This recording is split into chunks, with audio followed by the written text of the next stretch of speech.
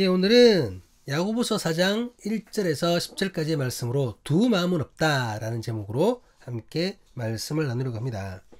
많은 학자들이 오늘 본문을 야고보서의 중심에 해당된다고 얘기합니다. 굉장히 중요한 메시지라는 거죠. 그만큼 중요한 메시지가 오늘 본문에 담겨 있습니다. 오늘 본문은 두 마음에 대해서 얘기하고 있습니다.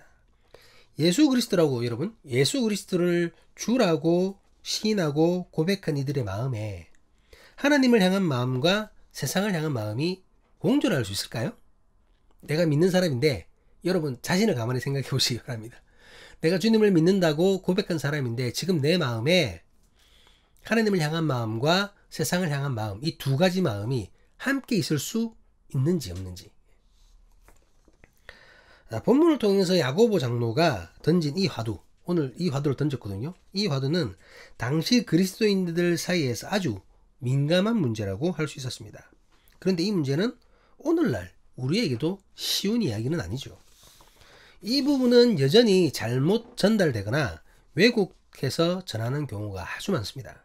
안타까운 것은 세상의 성공과 하나님의 축복이 동일시되면서 세상의 성공을 위해 나아가고 그 일에 하나님을 이용하는 것을 정당화해버리는 웃지 못할 상황이 벌어지기도 합니다. 오늘 하나님께서 저와 여러분에게 진정으로 진리를 깨닫고 참된 지혜를 주시길 주님의 이름으로 간절히 기도합니다. 가장 먼저 야고보 장로는 싸움과 다툼에 대해서 이야기합니다. 본문 1절 말씀입니다. 너희 중에 다툼이 어디로부터 나느냐? 너희 지체 중에서 싸우는 정욕으로부터 나는 것이 아니냐. 본문의 싸움은 전쟁과 같은 큰 충돌을 의미하는 것이고요. 그리고 다툼은 개인의 충돌을 의미하는 것입니다. 큰 싸움, 작은 싸움을 얘기하는 거죠. 야고보는 크고 작은 모든 갈등의 원인이 정욕이라고 말하고 있습니다. 정욕. 본문에서 말하는 정욕은 부족한 것, 나의 결핍을 채우고자 하는 마음이 아닙니다. 이해되시죠? 본문의 정욕은 여러분 헬라어로 헤도네라는 단어를 사용하고 있는데요. 이는 쾌락을 추구하고 그것이 목적임을 밝히고 있습니다. 모자람을 채우는 것이 아니라 여러분 넘쳐나도 더 갖고 싶은 욕망이에요. 더 가져야 갖는 쾌락을 의미하는 겁니다. 그러니까 세속적인 욕심을 말하는 것이죠. 교회가, 성도가 세상 사람들과 똑같이 자신의 정욕, 그 부족한 것이 아니라 넘쳐나지만 그럼에도 갖고 싶어하는 그 정욕을 채우기 위해서 욕심을 부리다 보니 싸움과 다툼이 일어날 수밖에 없다고 지금 얘기하고 있는 것이죠.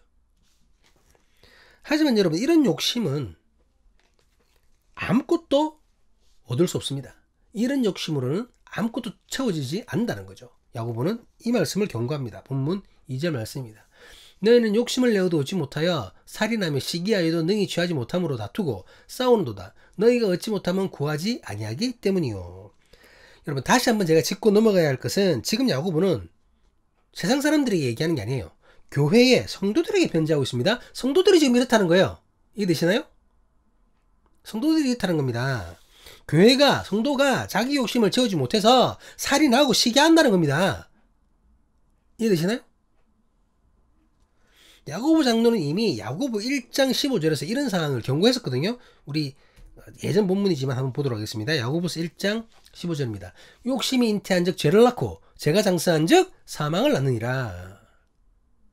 성도들에게 이렇게 얘기한 겁니다. 성도들에게. 욕심이 죄를 낳고 그 죄가 사망에 이르게 한다라고 경고했습니다. 욕심 때문에 나도 죽고 상대방도 죽일 수 있다라는 거예요. 다 죽을 수 있다는 얘기입니다. 욕심 때문에. 그 일이 지금 오늘 본문에서 발생한 거죠. 하지만 중요한 것은 여러분 그렇게 해봤자 그런 식으로 아무리 불법을 저지르고 별짓을 다 하더라도 결국 자신들의 원함을 얻지 못할 것이라고 경고하는 겁니다. 그렇게 해봤자 못 얻는다는 거예요.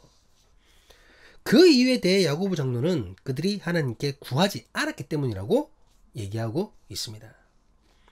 그렇다면 여러분 여기서 생각해 봐야 할 것이 있습니다.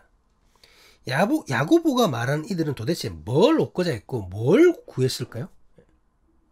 아까 우리가 정욕이라고 얘기했는데 야고보 장로가 다시 한 번 더 이 부분을 얘기합니다. 본문 3절입니다. 구하여도 받지 못함은 정욕으로 쓰려고 잘못 구하기 때문이라. 이 말씀을 통해 사람들이 자신의 정욕을 채우기 위한 것을 얻고자 했다는 것을 다시 한 번 더 알 수 있게 됩니다. 자기 욕심, 자기 욕망, 자기 쾌락을 채울 수 있는 것을 얻으려고 한 겁니다.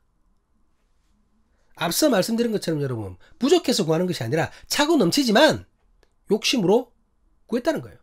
그걸 차지하려고 했다는 겁니다. 2절에서는 구하지 않았기 때문에 얻지 못하였다고 말하였습니다. 그런데 3절에서는 구하여도 얻지 못한다고 얘기하죠. 왜 그렇습니까, 여러분? 자기 정욕에 쓰려고 잘못 구했기 때문입니다. 그러니까 옳은 것을 제대로 구하지 못하였고 자기 정욕을 위해 잘못 구했기 때문에 하나님께서 주시지 않는 겁니다. 제대로 된 걸 구하지 않은 거예요. 잘못된 걸 구한 겁니다. 여기서 다시 한번 생각해 봅시다. 믿는 사람들이 여러분 자신의 정욕, 욕심에 따라 얻고자 하는 것은 여러분 무조건 얻지 못하던가요? 실제로 생각해 볼 때 분명히 자기 정욕, 자기 욕심으로 구했는데 그것을 다 얻지 못합니까? 그것은 또 아니죠. 어떤 그리스도인들은 자기 욕심을 미화시켜서 하나님께 구하기도 합니다. 그런데 그것이 절대로 이루어지지 않던가요? 아니라는 거죠. 믿는 사람들 중에도 자기 쾌락을 위해 얻고자 하는 것을 얻게 되는 경우가 허다합니다. 자기 욕심, 자기 정욕으로 구했는데 얻게 되더라는 겁니다. 말도 안 되는 것을 구하면서 그걸 기도랍시고 마치 그것이 응답받은 것처럼 그게 이루어지면 그렇게 떠들어대는 사람들이 있습니다, 여러분. 자기 정욕대로 구하면서 막 기도했는데 된 거야. 구해진 거야. 하나님의 응답이다. 막 이렇게 헛소리 하는 사람들 있잖아요. 그렇다면 지금 야고보는 여러분 거짓말하고 있습니까? 잘못된 얘기를 하고 있나요? 아니면 야고보가 현실을 모르고 믿음 안에서 뜬구름 잡는 얘기를 했습니까? 아이고 야고보가 참 신앙생활을 하더니 세상을 모르네. 우리 뭐 교회 목사님들한테 성도님들이 그런 얘기 자주 하거든요. 아이고 목사님은 교회에서만 생활해가지고 세상을 모르세요. 여러분 목사님들 할 거 다 압니다. 왜 몰라요? 야고보가 몰라서 이런가요? 그렇지 않다라는 겁니다. 그게 아니에요. 앞서 잘못 구한 이들이 여러분 무엇을 구했습니까? 자기 정욕을 위해서 쓰려고 구했잖아요. 자기의 만족과 쾌락을 위해 이것저것 다 구해보고 그러다가 불법까지 저지르는 겁니다. 그렇게 해서 채우는 거예요. 그런데 문제는 이놈의 정욕이라는 것이 채워도 안 채워진다는 겁니다. 이해되시나요? 아무리 가져도 아무리 누려도 만족이 안 된다는 겁니다. 당장 눈에 보이는 것을 가진 것으로 순간의 기쁨은 있어요. 근데 그거로 끝납니까? 아니거든요. 자신이 그토록 원했던 영원한 만족, 쾌락, 끝이 보이지 않습니다, 여러분. 그것은 만족과 쾌락은 여러분 무적행과 같아가지고 채워질 수가 없어요. 무적행 아시죠? 끝이 없는 바닥이잖아요. 안 채워진다라는 겁니다. 채울 수가 없어요.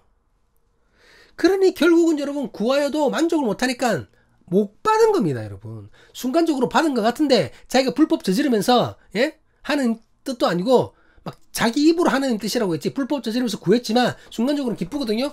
근데 아니라는 거죠. 더 큰 것을 얻고 싶습니다. 더 큰 욕망에 사로잡힌다라는 거죠. 그렇기 때문에 아무리 발부등을 쳐도 얻을 수가 없다는 겁니다. 가질 수가 없다는 거예요. 야고보 장로는 이렇게 정욕을 채워서 만족을 얻으려는 이들을 향해 세상과 벗된 이들이라고 맹비난을 합니다. 본문 4절 말씀입니다. 가늠한 여인들아, 세상과 벗된 것이 하나님과 원수됨을 알지 못하느냐? 그런즉 누구든지 세상과 벗이 되고자 하는 자는 스스로 하나님과 원수되는 것이 것이니라. 그들을 향해서 가늠한 여인이라고 질타합니다. 그들은 세상과 똑같은 모습으로 자기 정욕을 채우려는 것으로 하나님과 원수가 되어버린 사람들입니다. 본문에서는 세상과 친구가 되었다고 얘기하고 있죠. 이 말은 세상을 통치하는 사탄의 영향력 안에 들어갔다는 의미죠. 세상의 법칙대로 살잖아요. 하나님의 법칙대로 살지 않지 않습니까? 하나님의 원칙대로 하나님의 원함대로 살지 않고 세상의 법칙대로 아이 편법도 괜찮아. 불법 아닌데요 뭐. 이렇게 하지 않습니까? 세상의 가치와 바램대로 내가 따르고 있잖아요. 세상의 성공대로 그것을 마치 하나님의 성공이냐 그렇게 하고 있잖아요. 세상에서도 칭찬받으며 성공하고 교회에서도 신앙인으로 잘 살면 되지 않느냐라고 말하는 이들이 있을 수 있습니다. 그렇죠? 예. 아니 사람에게도 칭찬받고, 여기서 말하는 사람은 세상 사람들이죠. 세상 사람들에게도 칭찬받고 하나님에게도 칭찬받고 교회에서도 칭찬받고 다 그러면 좋잖아요. 뭐 이렇게 얘기하는 사람이 있습니다. 예. 이것이 기복신앙을 세련되게 교묘히 위장한 소위 성공신학, 번영신학입니다. 제대로 신앙생활을 하면 세상에서도 잘 된다. 저 나무계 씨가 얘기했던 것처럼 그런 거죠. 근데 여러분 이 말이야말로 세상을 잘 모르는 어리숙한 생각일 뿐입니다. 이 말이야말로 정말 세상을 모르시는 겁니다. 이렇게 얘기하시면. 아니면 아직 믿음이 연약해서, 잘 몰라서, 하나님의 은혜와 축복이 무엇인지 몰라서 착각해서 그래서 떠들어대는 수준 낮은 소리일 뿐이에요. 세상이 여러분 그리 만만하지 않습니다. 공중의 권세 잡은 자가 결코 어리숙하거나 약하지 않다라는 겁니다. 하나님의 말씀을 신실하게 잘 지키며 세상에서도 누릴 거 다 누린다? 말도 안 되는 소리입니다. 여러분, 사탄이 그렇게 놔두지 않습니다. 내가 세상에 누릴 거 다 누리고 있다? 나를 돌아보세요. 신앙적으로 정말 내가 하나님의 말씀대로 살아가고 있는지 돌아보셔야 됩니다. 이상한 거예요. 이상한 겁니다. 여러분. 인간의 연약함을 하나님만큼이나 잘 아는 존재가 바로 사탄입니다. 하나님께서 직접 만드셨던 최초의 인간을 말로서 미혹시킨 그 능력의 소유자가 바로 사탄입니다. 아담과 하와가 여러분 부족해서 그렇게 변질됐나요? 그들은 부족해서 뱀의 유혹에 넘어간 것이 아닙니다. 오히려 너무 풍족해가지고 그들이 망쳐버렸어요. 더 누리고 더 높아지려고 하다 보니까 그 사단이 난 겁니다. 그렇다면 그리스도인은 세상에서 성공하면 안 되고 풍족하게 살아도 않는다는 말입니까? 지금 제가 그 말을 하는 게 아니에요. 그게 아닙니다. 그게 아니고 세상의 성공 요무와 재물이 풍족한 것의 수준은 믿음의 능력과는 별개라는 거예요. 내가 믿음이 좋아서 신앙생활을 잘해서 하나님께서 복 주셔서 내가 부자가 됐는가 보다 아니라는 겁니다. 아무런 상관이 없는 것이기 때문에 그것을 추구하는 삶이나 그것을 하나님께 구하는 어리석음이 없어야 된다는 거예요. 내가 부자가 되는 것과 하나님께 복받은 거는 상관없어요. 그러니까 주님 나 부자 되게 해주세요. 이런 거 구하지 말라는 겁니다. 하나님 내가 로또 1억 원에 당첨되면 11조를 2천만 원 하고 10의 2조로 그런 소리 하지 말라는 겁니다. 하나님 내 사업이 성공되면 이 사업의 10의 1조를 하나님을 위해 쓰고 그딴 소리 하지 말라는 겁니다. 하나님이 거지입니까? 예? 거지예요? 왜 그런 소리 하고 있어요? 오노주 만물이 하나님 건데 재물 가지고 하나님과 딜하지 말라는 겁니다. 여러분 그냥 주님 저 잘 살고 싶습니다. 고생하기 싫은데요. 도와주시면 안 됩니까? 그냥 이렇게 기도하세요. 말도 안 되는 그렇게 기도하는 게 맞습니다. 야고보 장로는 여러분 이렇게 말합니다. 본문 5절입니다. 너희는 하나님이 우리 속에 거하게 하신 성령이 시기하기까지 사모한다 하신 말씀을 헛된 줄로 생각하느냐. 하나님 앞에서 신실함을 지키며 정직하게 신앙생활을 하는 가운데 남들보다 뛰어난 재능이 있어서 그렇잖아요. 뛰어난 은사가 있어가지고 자연스럽게 세상에서 성공할 수 있습니다. 예, 아까도 말했지만 성공하는 게 잘못됐다는 게 아니에요. 내가 재능이 많아서 주신 재능으로 성공하는 것과 하나님께 막 저를 성공하게 해주세요. 돈 많이 받게 해주세요. 이걸 구하는 것과는 다른 문제라는 겁니다. 딴 거라는 거예요. 이해가 되시나요? 하나님과의 올바른 관계를 구하지도 않고 자신의 정욕만을 채우기 원한다면 그것은 하나님보다 성공을 더 사랑하는 거예요. 실상은 하나님께 구하고 하나님의 이름으로 구하고 있지만 그가 진정으로 원하는 것은 부자라는 겁니다. 이해되시죠? 혹시 성공 때문에 하나님의 말씀을 왜곡하거나 저버린다면 그거야말로 세상과 벗된 일이죠. 말씀을 왜곡하기도 하잖아요. 예? 아니 하나님께서 복 주신다고 했잖아. 그 복을 갖다가 한국의 복으로 그대로 적용해가지고 물질의 복도 복이고 권력의 복도 복이고 명예의 복도 복이고 다 그냥 복으로 그냥 하나님의 말씀을 왜곡한 거잖아요. 그 복이 아니잖아요. 이런 모습을 하나님께서 싫어하신다는 겁니다. 이런 자들이 바로 교만한 자들입니다. 이런 자들은 하나님과의 더 깊은 관계를 원하지 않는 자들입니다. 아니, 하나님과의 관계를 요구해야지 왜 돈을 요구하고 있어? 그 정도면 됐다고 생각하는 거죠. 아이, 내 정도면 뭐. 예. 너무나 교만하죠. 자신의 부족함, 연약함을 전혀 인정하지 않는 모습입니다. 하나님과의 관계가 완전합니까? 아직도 너무나 부족하고 더 많이 주님을 알고 더 많이 주님의 뜻을 깨달아야 되는데, 예? 무엇을 돈을 구하고 있어? 하나님께서는 이런 자들을 물리치십니다. 본문 6절 말씀입니다. 그러나 더욱 큰 은혜를 주시나니 그러므로 일렀을 때 하나님이 교만한 자를 물리치시고 겸손한 자에게 은혜를 주신다 하였느니라. 교만한 자를 물리치시는 하나님이십니다. 자기 상황도 모르고 물질이나 구하고 있는 그런 자들. 하지만 겸손한 자에게는 은혜를 주신다고 말씀하십니다. 자신의 부족함을 알고 하나님과의 더 깊은 관계를 위해 가장 우선적으로 가장 먼저 하나님을 찾는 자들에게는 더 깊은 깨달음의 은혜를 주신다는 것입니다. 우리가 계속 주님을 알아가도 부족하잖아요. 주님을 많이 안다고 주님처럼 사나요? 안 그렇잖아요. 그러기 위해서 매일매일 노력해야 되는데, 아니, 물질 구하고 명예 구하고 권력 구할 시간이 어디 있습니까? 예? 야고보 장로는 이 겸손한 자들에게 하나님께 순종할 것을 주문합니다. 본문 7절 말씀입니다. 그런즉 너희는 하나님께 복장할지어다 마귀를 대적하라 그리하면 너희를 피하리라. 앞서서 세상과 벗된 자들은 자신의 정욕을 제어하지 못하고 사탄의 유혹에 넘어간 자들이라고 얘기했습니다. 하나님께서는 겸손한 자들에게 말씀에 순종하는 것으로 마귀를 대적할 수 있고 그들이 오히려 피하여 도망하게 될 것이라고 전하고 있습니다. 말씀에 순종할 때. 사탄의 세력을 이길 수 있는 유일한 힘은 하나님과 함께하는 것밖에 없습니다. 그렇잖아요. 나 혼자 있을 때 유혹을 받는 겁니다. 나 혼자 있을 때 넘어지는 거예요. 그래서 야고보 장로는 하나님과 가까이 할 것을 명령합니다. 본문 8절입니다. 하나님을 가까이 하라. 그리하면 너희를 가까이 하시리라. 죄인들아 손을 깨끗이 하라. 두 마음을 품은 자들아 마음을 성결하게 하라. 우리가 하나님을 가까이 하는 모습이 무엇입니까, 여러분? 뭘까요? 지금 현대의 우리가 말씀과 기도죠. 예배입니다. 우리는 말씀을 읽고 하나님께 기도하는 것으로 주님과 대화를 나누는 거죠. 그렇잖아요. 이때 하나님께서도 응답하심으로 우리와 가까이 하시는 겁니다.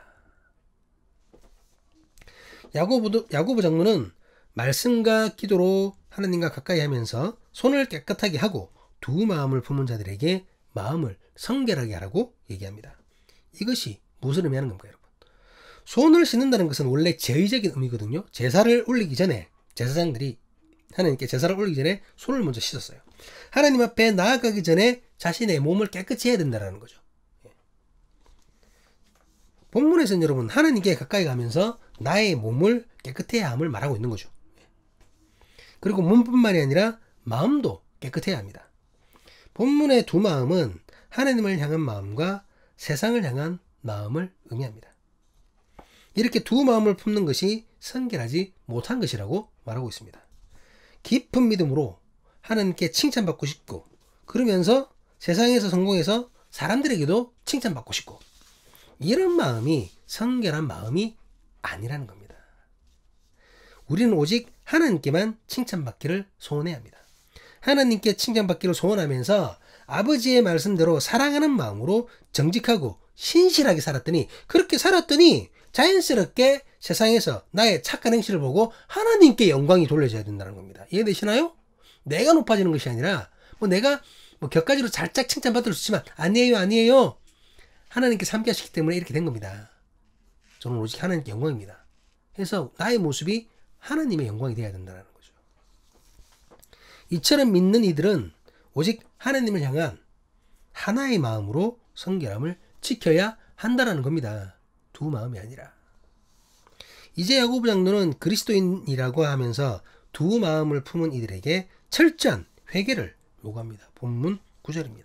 슬퍼하며 애통하며 울지어다. 너희 웃음을 애통으로 너희 즐거움을 근심으로 바꿀지어다.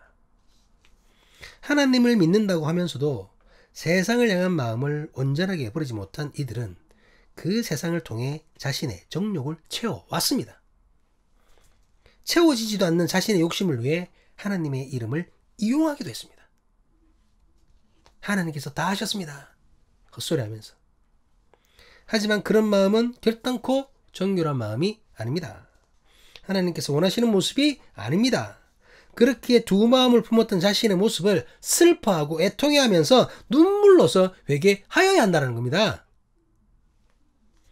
짧은 시간이었더라도 세상을 통해 얻었던 즐거움들이 있다면 그것이 주 안에서 근심임을 깨닫고 아파야 합니다. 그리스도와 함께하는 삶에서 분명히 기쁨이 있습니다. 하지만 세상과 함께함으로 얻었던 쾌락에 대한 철저한 회개가 없다면 주와 함께했던 참된 만족을 깨달을 수 없고 누릴 수가 없습니다. 세상 정욕이 잘못되었다는 것을 알아야지, 그 쾌락이 잘못되었다는 것을 알아야지 하나님과의 기쁨을 누릴 수 있지 않습니까? 내가 만약에 마약을 했는데 근데 그것이 잘못됐다라고 내가 절실히 깨달아야 안 하고 다른 기쁨을 찾을 것 아닙니까? 다른 기쁨을 알 수 있을 것 아닙니까? 철저한 회개가 있어야 한다는 겁니다. 마지막으로 야고보 장로는 두 마음을 품고 세상의 성공을 위해 노력했던 이들에게 이렇게 전합니다. 본문 10절 말씀입니다. 주 안에서 낮추라. 그리하면 주께서 너희를 높이시리라. 인간이 진정으로 높아지는 것은 하나님께서 나를 높이실 때입니다. 세상에서 인간들 사이에서 높아지는 것은 여러분 순간입니다. 허상일 뿐이에요. 아무리 길어봤자 80년, 90년입니다. 나의 구원과 영생에는 아무런 영향을 미치지도 못하는 것들입니다. 아무짝에 쓸데없는 자기 욕망, 자기 만족, 자기 정욕일 뿐입니다. 오직 주님은 주님 앞에서 자신을 낮출 것을 말씀하십니다. 내가 세상에서 무슨 일을 했든지 얼마나 큰 업적을 남겼든지 그런 것은 주님 앞에서 중요한 것이 아닙니다. 주님 앞에서. 오직 주님 앞에서 나를 낮추고 겸손히 무릎 꿇을 때 하나님께서는 그런 나의 믿음을 보시고 나를 높이신다고 말씀하셨습니다. 사랑하는 사람이 교회 신앙 공동체 여러분, 오늘 야고보 장로는 그리스도인들이 품은 두 마음을 말하였습니다. 바로 하나님을 향한 마음과 세상을 향한 마음입니다. 그런데 이 두 마음에 대해 하나님께서 비율에 따라 좀 더 비율이 높은 쪽의 것을 인정하는 것이 아님을 분명히 말하고 있습니다. 이해되시나요? 무슨 말이냐면 하나님을 향한 마음이 65%고 세상을 향한 마음은 45%야. 그러니 그 사람은 하나님을 향한 사람이야 라고 이런 식으로 계산하지 않는다는 거예요. 이해되시죠? 50대 50이든 90대 10이든 그저 두 마음입니다. 두 마음이에요. 그리고 이 두 마음은 성결한 마음이 아니라고 분명히 밝히고 계십니다. 그렇다면 어떤 비율이든지 두 마음을 품고서는 하나님의 나라에 갈 수 없다는 것입니다. 두 마음을 품었다는 것은 그냥 세상과 벗된 사람인 것이고 그 마음은 그저 세상을 향한 마음일 뿐입니다. 그래서 오늘 말씀의 제목이 두 마음은 없다입니다. 두 마음을 품었다는 것은 결국 하나님을 향한 마음이 아닌 것이죠. 앞서 말했던 것처럼 여러분, 우리가 하나님을 찾기도 바쁜데 언제 재물 찾고 있냐 이 말했잖아요. 진짜 비율을 따져서 90이 하나님이고 10이 세상의 사람이 있을 수 있잖아요. 그런데 그 10을 없애기 위해서라도 매일매일 주님을 구해야 된다는 겁니다. 재물 구할 시간이 어디 있어요? 이해되시나요? 물론 연약한 인간이 세상을 향한 욕구를 완전히 배제할 수는 없습니다. 그저 하나님만을 바라보며 살아갈 만큼 완전히 욕심을 버리는 것이 인간에게 쉽지 않다는 것을 잘 알고 있습니다. 그렇기 때문에 야고보 장로는 매일매일 주님과 가까이 하라고 말하고 있는 겁니다. 그렇기 때문에 매일매일 말씀을 읽고 날마다 기도하고 언제나 주의 뜻을 구하라는 겁니다. 매일 아침 주님의 말씀으로 시작하여 어제의 실패를 거울 삼아 새롭게 다짐하라는 겁니다. 주님을 영접했을 때의 은혜는 영원한 것입니다. 근데 그 은혜 자체는 영원한 것이지만 그 은혜를 의지하는 인간은 한계가 있다는 거예요. 이해가 되시나요? 하나님의 사랑은 무한대지만 그 사랑을 받고 있는 나는 유한한 존재라는 겁니다. 그렇기에 오늘은 그 은혜를, 그 사랑을 다시 기억하고 말씀으로 깨달아야 한다는 거죠. 다른 것 찾을 시간이 없어요. 주님은 겸손함으로 주님과 가까이 하는 자에게 오늘 크신 은혜를 깨닫게 하실 것을 약속하셨습니다. 매일매일이 주님 앞에 겸손함으로 주의 크신 은혜로 시작될 수 있기를 주님의 이름으로 기도합니다. 말씀에 순종함으로 두 마음을 주는 사탄의 계략을 물리칠 수 있는 우리이기를 주님의 이름으로 간절히 기도합니다. 오직 주님을 향한 한 마음으로 끝까지 주님과 동행하는 믿음의 사람의 교회가 될 수 있기를, 오늘도 함께 예배하는 모든 예배자 될 수 있기를 주님의 이름으로 간절히 간구합니다. 여러분, 아까 아담과 하와가 풍족한 가운데 유혹을 받았댔잖아요. 그들은 100이었는데 그 중에 1, 2만 유혹을 한 겁니다. 그것이 선악과를 따먹는 엄청난 일을 저질렀다는 거죠. 그렇기 때문에 여러분, 그 1, 2조차도 우리는 조심해야 된다는 겁니다. 그리고 그것을 완전하게 바꿀 수 있는 능력이 없기 때문에 매일매일 주님을 따라야 된다는 거죠. 이해되시죠? 그러한 삶을 살 수 있는 우리 일을 예수 그리스도 이름으로 간절히 간구합니다. 기도하시겠습니다.